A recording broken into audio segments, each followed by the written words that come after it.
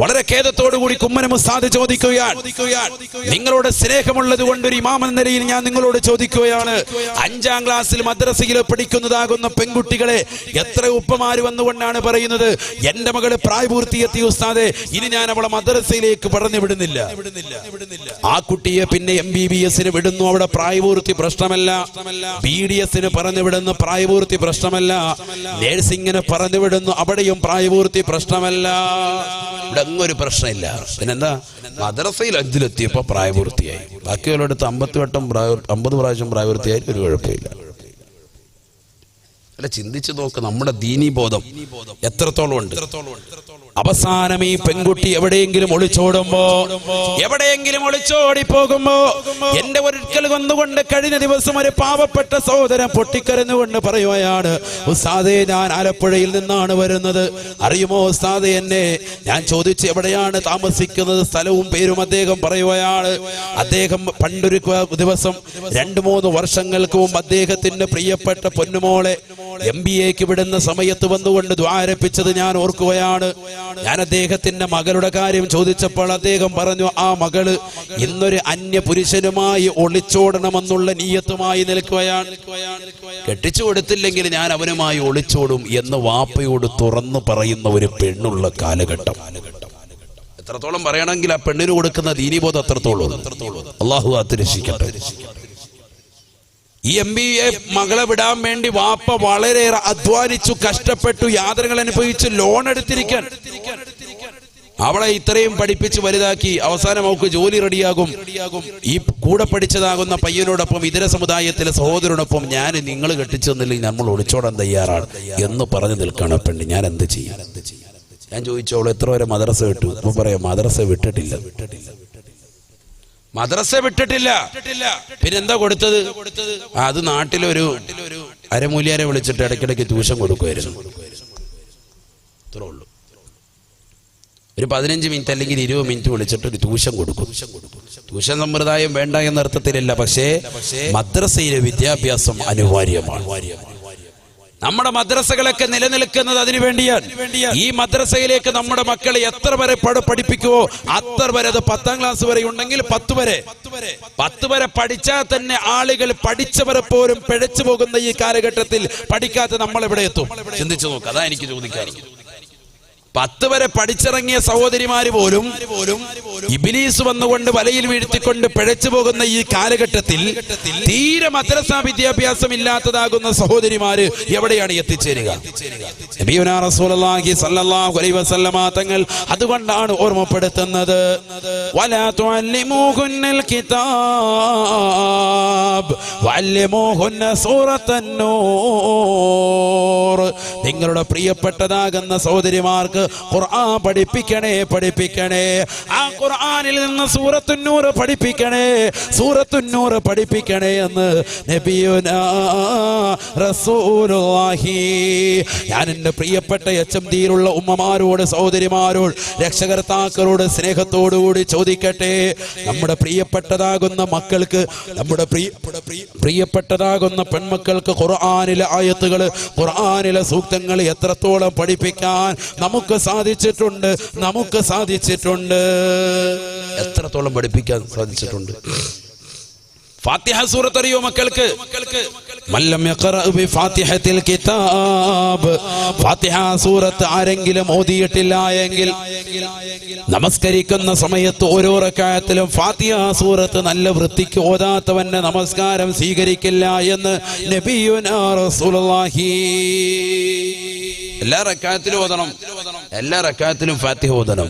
ഷാഫി മദ്ഹബ് പ്രകാരം അല്ലേ? നമ്മളൊക്കെ ആ മദ്ഹബിന്റെ അനുയായികളല്ലേ? അള്ളാഹു അടിയുറച്ച് നിർത്തുമാറാവട്ടെ. ഷാഫി ഇമാമിന്റെ ദറജ, എല്ലാ ഇമാമിങ്ങളുടെ ദറജ അള്ളാഹു ഉയർത്തി കൊടുക്കുമാറാവട്ടെ. നബിയുനാ റസൂലുള്ളാഹി സ്വല്ലല്ലാഹു അലൈഹി വസല്ലമ തങ്ങൾ പറയുകയാണ്, ഫാത്തിഹ സൂറത്ത് ഓതാത്തവന്റെ നമസ്കാരം അല്ലാഹു സ്വീകരിക്കില്ല. എത്ര പേർക്കറിയാം ഫാത്തിഹ സൂറത്ത് നല്ലതുപോലെ തജ്വീദിന്റെ നിയമമനുസരിച്ചുകൊണ്ട് മാന്യമായ രീതിയിൽ പാരായണം ചെയ്യാൻ അറിയുന്ന എത്ര മക്കളുണ്ട്? എത്ര മക്കൾക്ക് നമ്മൾ ഖുർആൻ എത്ര രീതിയിൽ പഠിപ്പിച്ചു കൊടുത്തിട്ടുണ്ട്?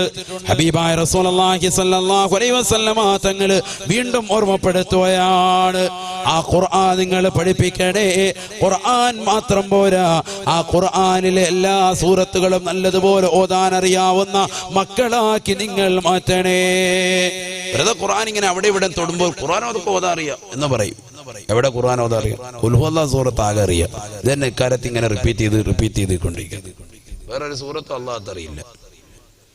ഇത് പഠിക്കാൻ തയ്യാറാവുന്നില്ല, പഠിക്കുന്നുമില്ല.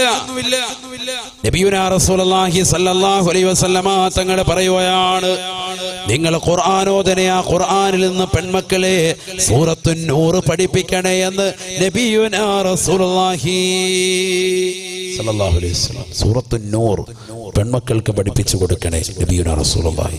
അത് വലിയ സൂറത്താണ്. അല്ലാഹുവിന്റെ റസൂൽ സല്ലല്ലാഹു അലൈഹി വസല്ലം തങ്ങൾ പഠിപ്പിച്ച എത്ര സൂറത്തുകളുണ്ട് വേണ്ട. യാസീൻ ഓതുന്ന എത്ര കുടുംബാദികളുണ്ട്. ഒരു 5 കൊല്ലം വേണ്ട, ഒരു 10 കൊല്ലം മുമ്പ് വരെ എല്ലാ വീടുകളിലും കൃത്യമായി ഖുർആൻ ഓതിയിരുന്നു. 5 കൊല്ലം എടുത്താൽ മതി, മുമ്പോട്ട് വേണ്ട. 5 കൊല്ലം മുമ്പ് വരെ ഇശാ മഗ്‌രിബിന്റെ ഇടയിൽ യാസീൻ സൂറത്ത് ഓതിയിരുന്ന വീട്ടുകൾ നമ്മുടെ വീട്. ഇന്ന് നമ്മുടെ വീട്ടിൽ യാസീൻ സൂറത്തില്ല. ഖൽബുൽ ഖുർആനിന്റെ ഹൃദയമായി പ്രവാചകൻ പഠിപ്പിച്ചതാകുന്ന യാസീൻ നമ്മുടെ വീടിന്റെ അകത്തളങ്ങൾ എടുത്തു പോയില്ലയോ? പരിശുദ്ധ പ്രവാചകൻ പഠിപ്പിച്ച ഇദാ വഖഅത്തിയ സൂറത്ത് നമ്മുടെ വീട്ടിൽ നിന്ന് എടുത്തു പോയില്ലയോ? പരിശുദ്ധ പ്രവാചകർ സല്ലല്ലാഹു അലൈഹി വസല്ലമ തങ്ങൾ ഈ നോട്ടിന്റെ പ്രതിസന്ധികൾ ഉണ്ടാകുമ്പോഴും പ്രവാചകന്റെ അധ്യാപനം നമ്മൾ ശ്രദ്ധിക്കണേ. റസൂലുള്ളാഹി പറയുന്നു, വീട്ടിൽ ദാരിദ്ര്യത്തിൽ നിന്ന് ഒഴിവാകാൻ, ദാരിദ്ര്യ നിർമാർജനത്തിന് വേണ്ടി പ്രവാചകൻ പഠിപ്പിക്കുകയാണ്, ഇദാ വഖഅത്തിയ സൂറത്ത് നിങ്ങൾ ഓതണേ. സൂറത്തുൽ വാഖിയ അത് ഓതുന്ന വീട്ടിൽ ദാരിദ്ര്യം ഉണ്ടാവൂല. നബിയുനാ റസൂലുള്ളാഹി ഇബ്നു മസ്ഊദ് റളിയല്ലാഹു തആല അൻഹുവിനോട് അല്ലാഹുവിന്റെ റസൂൽ സല്ലല്ലാഹു അലൈഹി വസല്ലം തങ്ങൾ പഠിപ്പിച്ചു കൊടുത്തില്ലേ? പെൺമക്കൾ അധികരിച്ചതാകുന്ന വ്യക്തിയാണ് ഇബ്നു മസ്ഊദ് റളിയല്ലാഹു തആല. അദ്ദേഹത്തിന് പ്രവാചകൻ പഠിപ്പിച്ചു കൊടുത്തു, നീ ഈ സൂറത്ത് ഓതണം. ഇദാ വഖഅത്തിയ സൂറത്ത് നിങ്ങളുടെ പെൺമക്കൾക്ക് പഠിപ്പിച്ചു കൊടുക്കണം. അദ്ദേഹം അത് പഠിപ്പിച്ചു കൊടുത്തു. ഇബ്നു മസ്ഊദ് റളിയല്ലാഹു തആല അൻഹു തന്റെ പെൺമക്കൾക്കും ആ സൂറത്ത് പഠിപ്പിച്ചു കൊടുത്തു. എല്ലാ ദിവസവും ഡെയിലി അങ്ങനെ ഓതുകയാണ്. ഹബീബായ റസൂലുള്ളാഹി സ്വല്ലല്ലാഹു അലൈഹി വസല്ലമ തങ്ങൾ വഫാത്തായി കഴിഞ്ഞപ്പോ ഒന്നാം ഖലീഫയായി കടന്നു വന്ന അബൂബക്കർ സിദ്ദീഖ് തങ്ങൾ കയ്യിലേക്ക് ഒരു സ്വർണത്തിന്റെ കിഴിയുമായി ബഹുമാനപ്പെട്ട ഇബ്നു മസ്ഊദ് തങ്ങളുടെ വീട്ടിന്റെ ഉമ്മറപ്പടിയിൽ വന്നുകൊണ്ട് വിളിക്കുകയാണ്. ഇബ്നു മസ്ഊദ് റളിയല്ലാഹു തആല അൻഹു ഇറങ്ങിച്ചെന്നപ്പോൾ ആ സ്വർണത്തിന്റെ കിഴി കയ്യിലേക്ക് കൊടുത്തിട്ട് പറയുകയാണ്, നിങ്ങൾക്ക് പെൺമക്കൾ അധികരിച്ചിട്ടില്ലയോ? അതുകൊണ്ട് ഇത് ഉപകരിക്കുമേ ജീവിതത്തിൽ എന്ന് പറഞ്ഞപ്പോ ഇബ്നു മസ്ഊദ് റളിയല്ലാഹു തആല അൻഹു പറയുകയാണ്, എനിക്കിത് വേണ്ട. കാരണം അല്ലമനി റസൂലുള്ളാഹി സ്വല്ലല്ലാഹു അലൈഹി വസല്ലമ സൂറത, ഹബീബായ റസൂലുള്ളാഹി സ്വല്ലല്ലാഹു അലൈഹി വസല്ലമ തങ്ങൾ എന്നെ ഒരു സൂറത്ത് പഠിപ്പിച്ചിട്ടുണ്ട്. ആ സൂറത്തിന്റെ പേര് സൂറത്തുൽ വാഖിയ എന്നാണ്. അതെന്റെ പ്രിയപ്പെട്ട പെൺമക്കൾക്ക് ഞാൻ പഠിപ്പിച്ചിട്ടുണ്ട്. അത് ഓതുന്ന കാലത്തോളം ഞങ്ങൾക്ക് ദാരിദ്ര്യമുണ്ടാവൂല എന്ന് അല്ലാഹുവിന്റെ റസൂൽ പറഞ്ഞിട്ടുണ്ട്. ആ വാക്കിൽ ഞാൻ വിശ്വസിക്കുകയും അതനുസരിച്ച് കൊണ്ട് ഓതുകയും ചെയ്യുന്നവരാണ് ഞങ്ങൾ. അതുകൊണ്ട് ഈ സ്വർണത്തിന്റെ കിഴി എനിക്ക് വേണ്ട എന്ന് ഇബ്നു മസ്ഊദ് റളിയല്ലാഹു അൻഹു ചിന്തിച്ചു നോക്ക്. സ്വർണത്തിന്റെ കിഴി തിരിച്ചു കൊടുത്തുവിടുക. ബഹുമാനപ്പെട്ട അബൂബക്കർ സിദ്ദീഖ് തങ്ങളുടെ കാലഘട്ടത്തിന് ശേഷം ഉമർ ഇബ്നുൽ ഖത്താബ് തങ്ങളും കൊണ്ടുവന്നു കൊടുത്തു, വാങ്ങിയില്ല. ഉസ്മാൻ ഇബ്നു അഫ്ഫാൻ തങ്ങളുടെ കാലഘട്ടത്തിലും അദ്ദേഹവും കൊണ്ടുവന്ന് കൊടുത്തപ്പോഴും പറഞ്ഞു, എനിക്ക് വേണ്ട. കാരണം റസൂലുള്ളാഹി എന്നെ ഒരു സൂറത്ത് പഠിപ്പിച്ചിട്ടുണ്ട്. ആ സൂറത്തിന്റെ പേരാണ് സൂറത്തുൽ വാഖിയ. അത് ഓതിയാ മതി. അത് ഓതിയ ദാരിദ്ര്യം നിർമ്മാർജ്ജനം ഉണ്ടാകുമെന്ന് അല്ലാഹുവിന്റെ റസൂൽ പഠിപ്പിച്ചിട്ടുണ്ട്. ഇതൊക്കെയാണ് നമ്മുടെ ജീവിതത്തിൽ കൊണ്ടുവരേണ്ടത്. ഇതൊക്കെ നമ്മുടെ ജീവിതത്തിൽ, നിത്യജീവിതത്തിൽ വേണ്ടേ? സൂറത്തുൽ മുൽക്ക് ഓതിയിരുന്നവരല്ലേ നമ്മൾ? മൗലിദുകൾ ഓതിയിരുന്നവരല്ലേ? റാത്തിബുകൾ ചൊല്ലിയിരുന്നവരല്ലേ? ഇതൊക്കെ നമ്മുടെ ജീവിതത്തിൽ നടത്തി മാറ്റിയപ്പോ ജീവിതത്തിൽ പ്രശ്നങ്ങളും പ്രയാസങ്ങളും വന്നകപ്പെട്ടില്ലേ? ചിന്തിച്ചു നോക്ക്. നബിയുനാ റസൂലുള്ളാഹി സ്വല്ലല്ലാഹു അലൈഹി വസല്ലമ തങ്ങൾ ബഹുമാനപ്പെട്ട ഉമർ ഇബ്നുൽ ഖത്താബ് തങ്ങളും അവിടുത്തെ അനുയായികളാകുന്ന സ്വഹാബത്തും ഇരിക്കുമ്പോൾ റസൂലുള്ളാഹി സൂറത്തുൻ നിസായിലെ ആയത്ത് ഓതുകയാണ്. സ്ത്രീകളെ എല്ലാവരെയും അടിച്ചു. മിക്ക സഹോദരിമാർക്കും അടി കിട്ടി. അവരൊക്കെ വന്നുകൊണ്ട് റസൂലുള്ളാഹിയോട് പരാതിപ്പെട്ടു. സുബഹിയുടെ സമയത്ത് ഉമർ ബിൻ ഖത്താബ് തങ്ങൾ വിളിച്ചിട്ട് അള്ളാഹിന്റെ റസൂൽ സല്ലല്ലാഹു അലൈഹി വസല്ലം തങ്ങൾ ഉമർ ബിൻ ഖത്താബ് തങ്ങളുടെ മുന്നിൽ വെച്ചുകൊണ്ട് ഖുർആനിന്റെ ആയത്ത് ഓതി കൊടുക്കുന്നു. ഏത് ആയത്ത്? സൂറത്തുൻ നിസായിലെ ആയത്ത്. അവിടെ നിന്നാണ് നമ്മൾ അങ്ങോട്ട് പോയത്. അൻ-നിസാ, സ്ത്രീകൾ എന്ന് പ്രതിപാദിക്കുന്ന ഒരു അധ്യായം, അതിലുള്ളൊരു ആയത്ത്. بسم الله الرحمن الرحيم واللاتي تخافون نشوزهن فعظوهن واهجروهن في المضاجع واضربوهن فإن طعنكم فلا تبغوا عليهن سبيلا إن الله كان عليا كبيرا. പരിശുദ്ധ ഖുർആൻ ഭർത്താക്കന്മാരെ വിളിച്ചുകൊണ്ട് ഓർമ്മപ്പെടുത്തുക. എന്തിനാണ് ഭാര്യ അടിക്കുന്നത്? നിങ്ങൾ എന്തിനാ അടിക്കുന്നത്? വല്ലാത്തി തഖാഫൂന നുശൂസഹുന്ന ഫഅദൂഹുൻ. അല്ലയോ പ്രിയപ്പെട്ട ഭർത്താക്കന്മാരെ, ചെറുപ്പക്കാരെ, യുവാക്കളെ, നിങ്ങളാണ് പ്രശ്നക്കാര്. നിങ്ങളാണ് വിവാഹം കഴിച്ചതിന് ശേഷം ചെറിയ പ്രശ്നങ്ങളുടെ പേരിൽ ഭാര്യമാരെ മുത്തലാക്ക് ചെല്ലുന്നത്, ഭാര്യമാരെ ത്വലാക്ക് ചൊല്ലി ഒഴിവാക്കുന്നത്. അത് പാടില്ല, പാടില്ല. 3 ത്വലാക്കിലേക്ക് നിങ്ങൾ എടുത്ത് ചാടരുതേ. ത്വലാക്കിലേക്ക് തന്നെ നിങ്ങൾ എത്തരുതേ, എത്തരുതേ. ആദ്യമായി നിങ്ങളുടെ ഭാര്യയോട് വർത്തിക്കേണ്ട രീതി അല്ലാഹുവിന്റെ ഖുർആൻ പറയുകയാണ്. വല്ലാത്തി തഖാഫൂന നുശൂസഹുന്ന ഫഅദൂഹുന്ന. അല്ലയോ പ്രിയപ്പെട്ട ഭർത്താക്കന്മാരെ, നിങ്ങളുടെ ഭാര്യമാർ നിങ്ങളോട് പിണക്കം വെച്ചാൽ അവർക്ക് നിങ്ങൾ നല്ല ഉപദേശം കൊടുക്കണേ. വിശുദ്ധ ഖുർആൻ ഒന്നാമതായി ഖുർആൻ പറയുന്നത് ഭാര്യ നന്നാവാൻ ഏറ്റവും നല്ല വഴി അവളെ ഉപദേശിക്കലാണ്. ഭാര്യ പിണങ്ങി നിൽക്കാണ്, നമസ്കരിക്കുന്നില്ല, ശുദ്ധിയുണ്ട്. ഉദാഹരണം ഇതുപോലെ എത്രയോ ഉദാഹരണം പറയാൻ സാധിക്കും. നിങ്ങളുടെ ജീവിതത്തിലുണ്ടാകും. നിങ്ങൾ പറഞ്ഞിട്ട് പല വിഷയങ്ങൾ അനുസരണം വർത്തിക്കുന്നില്ല. അപ്പൊ ആ ഭാര്യ അടുത്ത് വിളിച്ചിരുത്തിയിട്ട് നല്ലതുപോലെ ദീൻ പറഞ്ഞു കൊടുക്കണം. എങ്ങനെ? ആദ്യം ഭാര്യയുടെ കംപ്ലൈന്റ്, അവളുടേതാകുന്ന കംപ്ലൈന്റ് എന്താണ്, അത് പരിപൂർണമായിട്ട് നീ കേൾക്കണം. പരിശുദ്ധ പ്രവാചകർ സല്ലല്ലാഹു അലൈഹി വസല്ലം തങ്ങൾ പഠിപ്പിക്കുന്നു, നിന്റെ ഭാര്യ എന്തെങ്കിലും വിഷമങ്ങൾ നിന്നോട് വന്ന് പറഞ്ഞാൽ നീ അത് പരിപൂർണമായി കേട്ടുകൊടുക്കാനുള്ള ഒരു മനസ്ഥിതി ഉണ്ടാവണം. ശ്രദ്ധിക്ക്, നല്ലതുപോലെ ശ്രദ്ധിക്കും. ഒരു ഭർത്താവിന്റെ ചുമതല അതാണ്. എന്ത്? നീ ഒരു പക്ഷെ വൈകുന്നേരം വരെ ജോലി ചെയ്തിട്ട് പാതിരാത്രി സമയത്തായിരിക്കും കടയടച്ച് വീട്ടിലേക്ക് വരിക. അപ്പൊ ഈ ഭാര്യ വന്നിട്ട് പറയാണ് അവളുടെ ഉമ്മയുടെ കാര്യം, അല്ലെങ്കിൽ നിന്റെ ഉമ്മയുടെ കാര്യം, നിന്റെ വാപ്പയുടെ കാര്യം. ഇതായിരിക്കും സ്വാഭാവികമായിട്ട് പറയുക. ആകെയുള്ള പ്രശ്നം അതായിരിക്കും. വാപ്പ അങ്ങനെ പറഞ്ഞു, ഉമ്മ അങ്ങനെ പറഞ്ഞു, ഇല്ലെങ്കിൽ നിങ്ങളുടെ കുടുംബത്തിൽ അങ്ങനെ ഇന്ന ചില പ്രശ്നങ്ങളുണ്ട്. ഈ പ്രശ്നങ്ങളൊക്കെ വന്ന് പറയുമ്പോ കൂട്ടുകുടുംബത്തിൽ ജീവിക്കുന്നതാകുന്ന ഭർത്താവിനെ സംബന്ധിച്ചിടത്തോളം ഐക്യപ്പെട്ടുകൊണ്ട് പരസ്പരം കഴിഞ്ഞു പോകണം, സഹോദരങ്ങൾക്കിടയിൽ ഭിന്നിപ്പില്ലാതെ. അതുകൊണ്ട് അവനത് നല്ലതുപോലെ കേൾക്കണം, പരിപൂർണമായി അത് കേട്ടുകൊടുക്കണം. ഭാര്യയുടെ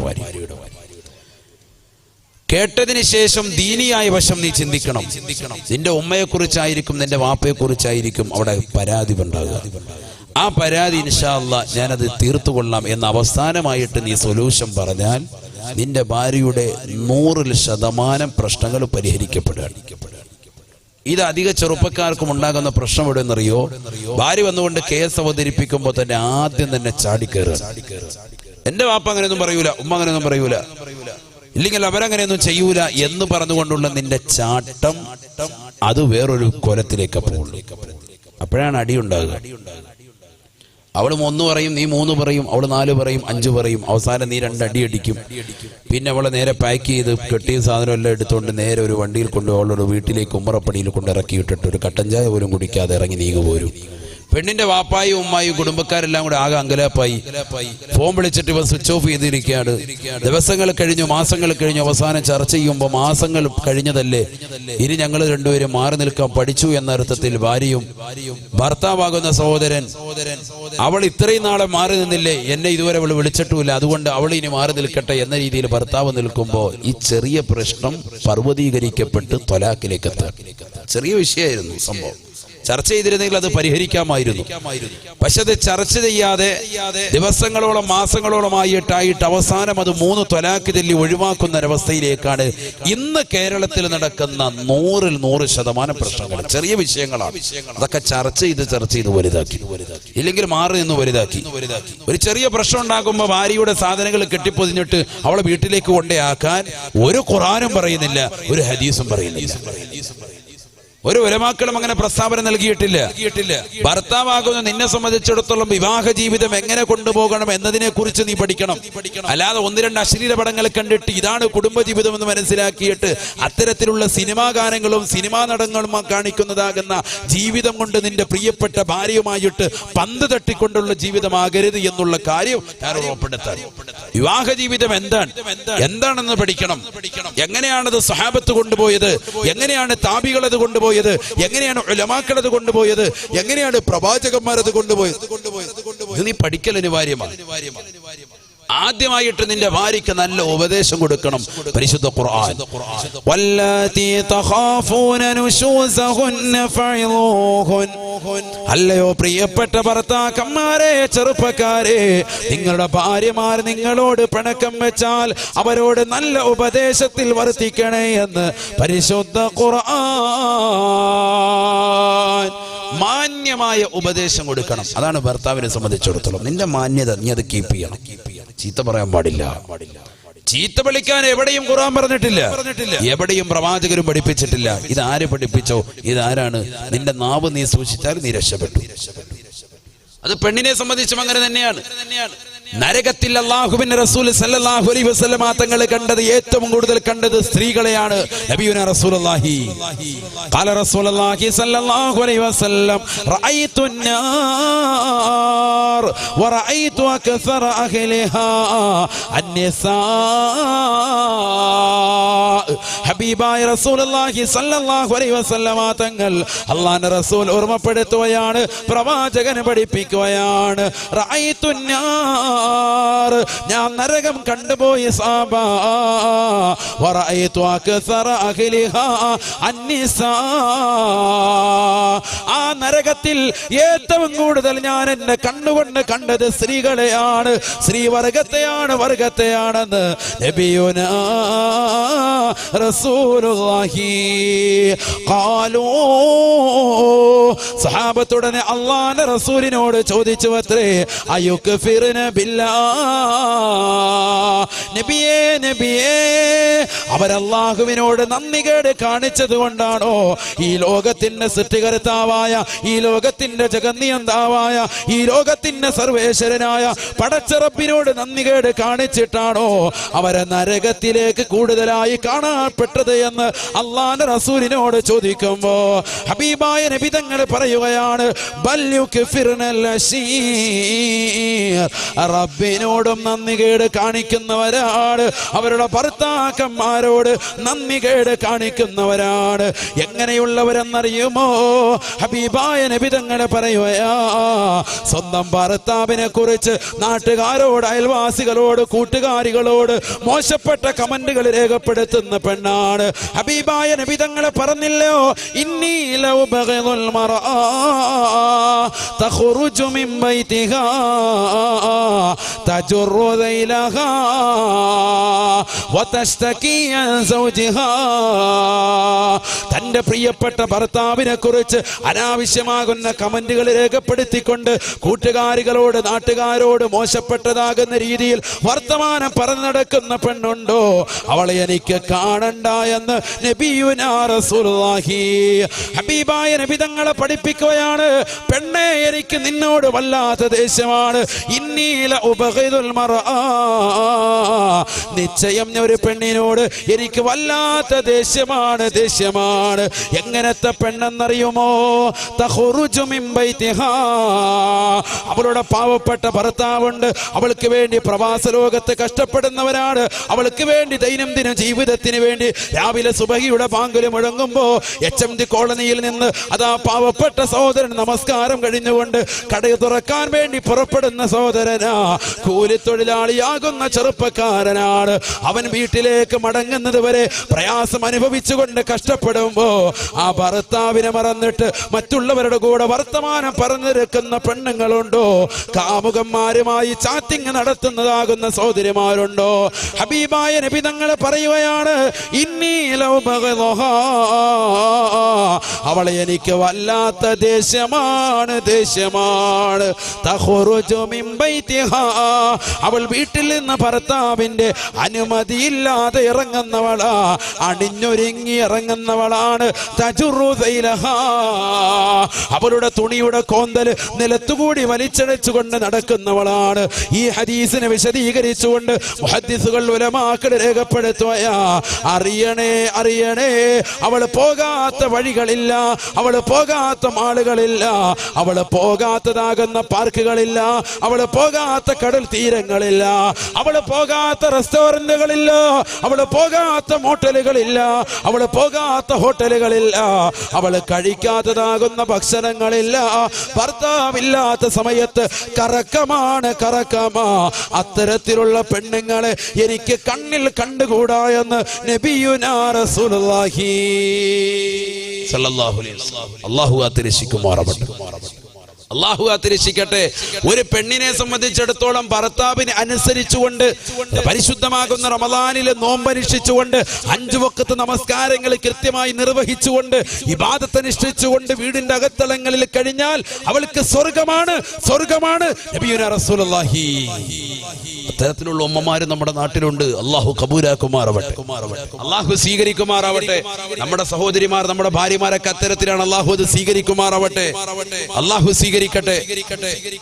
ആ ഇബാദത്തുകളൊക്കെ അല്ലാഹു നിലനിർത്തി തരട്ടെ. അസ്മാഉ ബിൻത് യസീദ് അൽ-അൻസാരി എന്ന് പറയുന്ന സ്വഹാബി വനിത അല്ലാഹുവിന്റെ റസൂലിന്റെ അടുക്കൽ പോയിട്ട് പറഞ്ഞു, നബിയെ, ഞാൻ സ്ത്രീകൾക്ക് വേണ്ടി വന്നതാണ്, സ്ത്രീകൾക്ക് വേണ്ടി വാദിക്കാൻ, മറ്റൊന്നുമല്ല. പുരുഷന്മാർക്ക് ജുമുഅ ജമാഅത്തുകളുണ്ട്, ജുമുഅയ്ക്ക് പോകൽ നിർബന്ധമാണ്, ജമാഅത്തുകൾക്ക് പങ്കെടുക്കാൻ അവർക്ക് പറ്റും, യുദ്ധത്തിന് പോകാനും പുരുഷന്മാർക്ക് പറ്റും, എല്ലാവിധ സൽക്കർമ്മങ്ങൾക്കും പുരുഷന്മാർക്ക് മുൻഗണന. യുദ്ധത്തിന് ഞങ്ങളെ കൊണ്ടുപോകൂല, ജുമുഅയ്ക്ക് ഞങ്ങളെ കൊണ്ടുപോകൂല, ജമാഅത്തിന് ഞങ്ങൾ വരേണ്ടതില്ല. അപ്പൊ ഞങ്ങൾക്ക് എന്തെങ്കിലും കൂലി കിട്ടണ്ടേ? അല്ലാഹുവിന്റെ റസൂല് പറഞ്ഞു, ഭർത്താവിനെ അനുസരിക്കുകയും നമസ്കാരം കൃത്യമായി 5 വഖത്ത് വീടിന്റെ അകത്തളങ്ങൾ നിർവഹിക്കുകയും റമദാൻ മാസത്തിൽ നോമ്പനുഷ്ഠിക്കുകയും കഴിവും സമ്പത്തും ഉണ്ടായാൽ ഒന്ന് ഹജ്ജും കൂടി ചെയ്താൽ നിനക്ക് സ്വർഗമുണ്ട് നബിയുനാ റസൂലുള്ളാഹി. നിനക്കെന്ന് മാത്രമല്ല, സ്ത്രീയായി പിറന്നതാകുന്ന പെൺകുട്ടികൾക്കൊക്കെ സ്വർഗമുണ്ട് നബി മുഹമ്മദ് മുസ്തഫ. കൂടുതലൊന്നും ചെയ്യണ്ട. ഇവിടെ ജുമായ്ക്കും ജമാഅത്തിനും വരാൻ ആർക്കാ ഇവിടെ വേണ്ടത്? പുരുഷന്മാർക്കല്ലേ? ഇവിടെ ആർക്കാ സാധ്യതയും കൂടുതലുള്ളത്? പറയും നിങ്ങൾ, പുരുഷന്മാര് പറ. ആർക്കാണ് ഇവിടെ സാധ്യതയും കൂടുതലുള്ളത്? സ്ത്രീകൾക്കാണോ പുരുഷന്മാർക്കാണോ? പള്ളിയുടെ മിനാരങ്ങളിൽ നിന്ന് ശ്രവണസുന്ദരമാകുന്ന ബാങ്കൊലികൾ, ജുമായുടെ ബാങ്കൊലികൾ കാതോരത്തേക്ക് കടന്നു വരുമ്പോ ജമാഅത്തിന് വേണ്ടി പടച്ചറപ്പിന്റെ പള്ളിയുടെ കത്തലങ്ങളിൽ നിന്ന് ഹയ്യ അലസ്സലാ, നമസ്കരിക്കാൻ വേണ്ടി വരൂ എന്ന് വിളിക്കുമ്പോ അവിടേക്ക് കടന്നു വരൽ നിർബന്ധമാർക്കാണ്?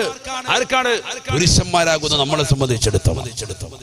പെണ്ണുങ്ങളെ സംബന്ധിച്ചിടത്തോളം ഇളവാണ്, വീട്ടിൽ നിസ്കരിച്ചാൽ മതി. ആർക്കാ സ്വാതന്ത്ര്യം നിഷേധിക്കപ്പെട്ടത്? സത്യത്തിൽ ചിന്തിക്കുക. എന്നിട്ടും പെൺകുട്ടികൾ പറയാണ് ഞങ്ങൾക്ക് സ്വാതന്ത്ര്യം നൽകുന്നില്ല.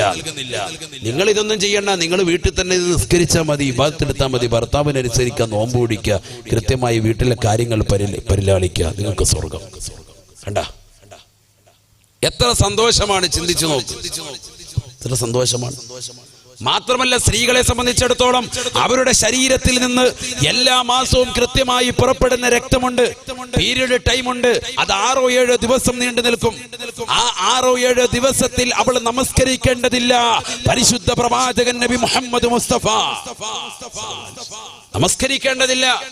അഥവാ ഒരു പെണ്ണ് എനിക്ക് നമസ്കരിക്കണമെന്ന് പറഞ്ഞുകൊണ്ട് ആ സമയത്ത് ഒരു പെണ്ണ് നമസ്കരിച്ചാൽ ആ നമസ്കാരം സ്വീകാര്യമല്ല.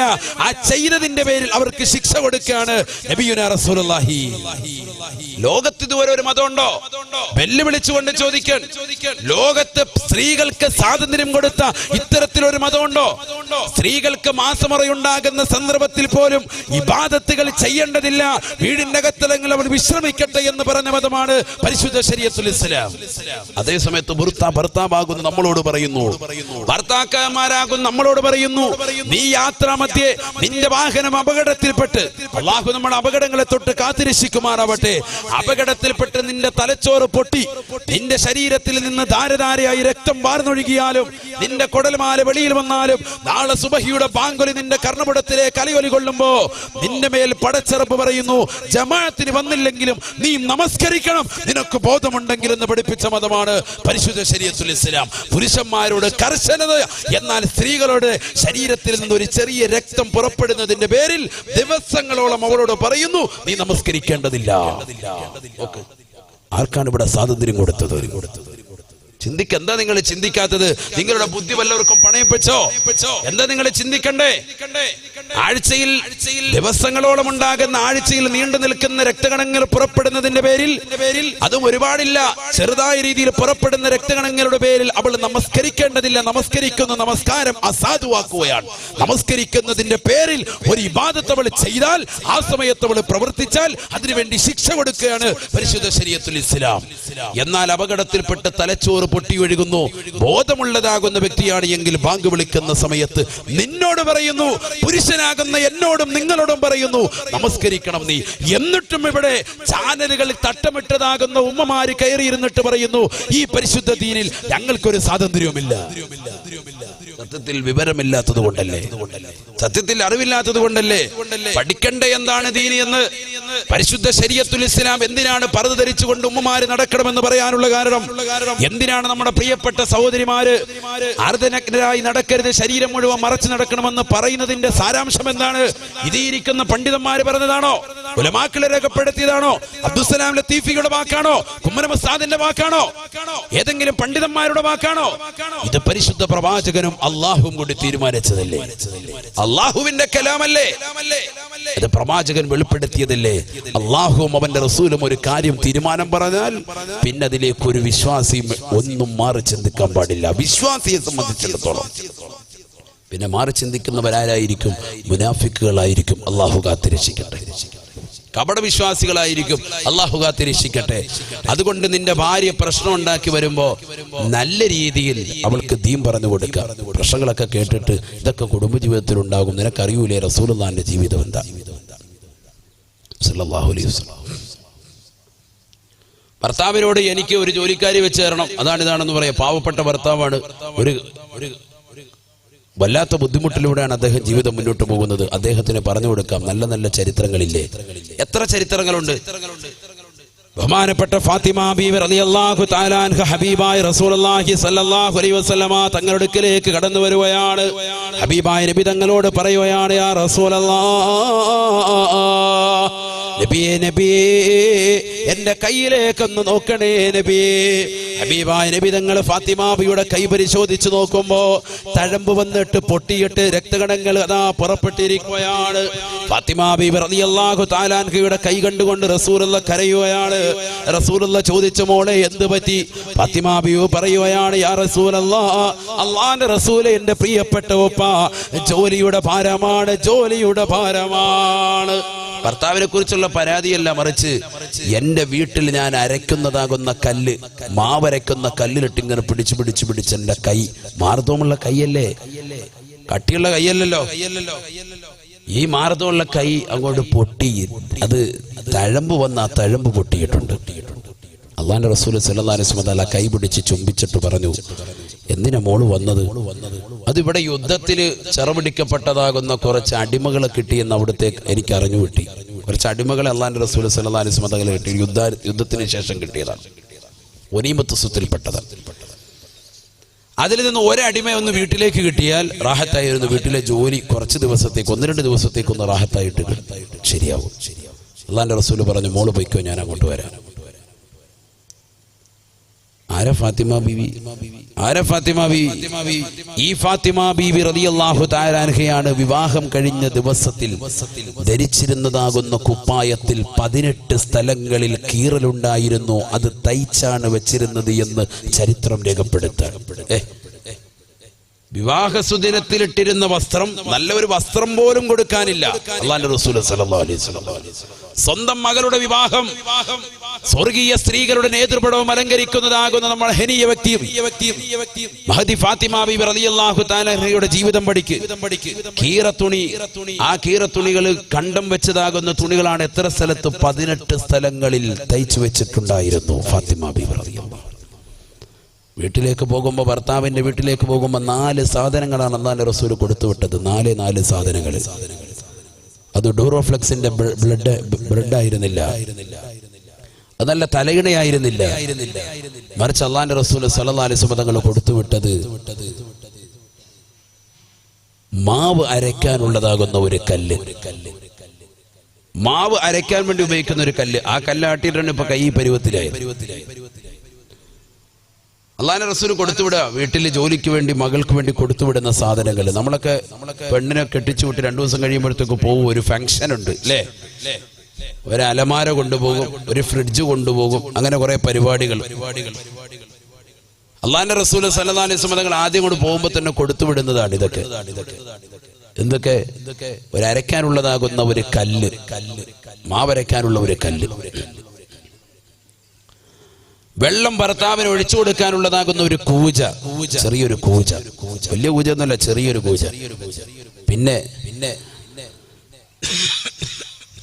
വെള്ളം സൂക്ഷിച്ചു വെക്കാൻ പറ്റുന്ന ഒരു തോൽപാത്രം, തോലിന്റെ പാത്രം. 4-മത്തത്, ഇതെല്ലാം കഴിഞ്ഞിട്ട് മാറിക്കിടക്കാൻ വേണ്ടി ഒരു ചെറിയ തലയിണ. മെത്തയില്ല, ഒരു ചെറിയ തലയിണ. അത് ഈന്തപ്പനയുടെ ചകിരികൾ വെച്ചിട്ടുള്ള തലയിണ. കടന്നു കഴിഞ്ഞാൽ തല പിന്നെ ചൊറിഞ്ഞുകൊണ്ടിരിക്കും. ഇങ്ങോട്ട് തല വെച്ചാൽ പിന്നെ ചാടി ഇങ്ങോട്ട് എഴുന്നേക്കും. നമുക്കൊന്നും പറ്റൂല. അങ്ങനത്തെ സൈസ് തലകട. കാരണം അതേ ഉള്ളൂ, ദാരിദ്ര്യമാണ്. ഈ സാധനമാണ് ഫാത്തിമ ബീബി റളിയല്ലാഹു തആല അൻഹയ്ക്ക് കൊടുത്തുവിടുന്നത്. ആരക്കുന്നതാകുന്ന കല്ലിലിട്ടുകൊണ്ട് മാവരച്ച ഫാത്തിമ ബീബി റളിയല്ലാഹു തആല അൻഹ ഹബീബായ റസൂലുള്ളാഹി സ്വല്ലല്ലാഹു അലൈഹി വസല്ലമ തങ്ങളുടെ അടുക്കൽ വന്നുകൊണ്ട്, എന്റെ കയ്യിലെ തഴമ്പ് പൊട്ടി നബിയേ, എന്റെ വീട്ടിലേക്ക് ആരെങ്കിലും ഒരാളെ ഒന്ന് പറഞ്ഞയച്ചിട്ട് 2-3 ദിവസത്തേക്ക് ജോലിക്ക് വേണ്ടി വേണമെന്ന് സ്വന്തം ബാപ്പയുടെ അടുക്കൽ വന്നുകൊണ്ട് മകള് പറയുമ്പോ, എന്റെ HMD കോളനിയിലുള്ള പ്രിയപ്പെട്ട ഉമ്മമാരറിയണേ, ലോകത്തിന്റെ നായകൻ തന്റെ പ്രിയപ്പെട്ടതാകുന്ന മകളെ വീട്ടിലേക്ക് പറഞ്ഞു വിടുകയാണ്.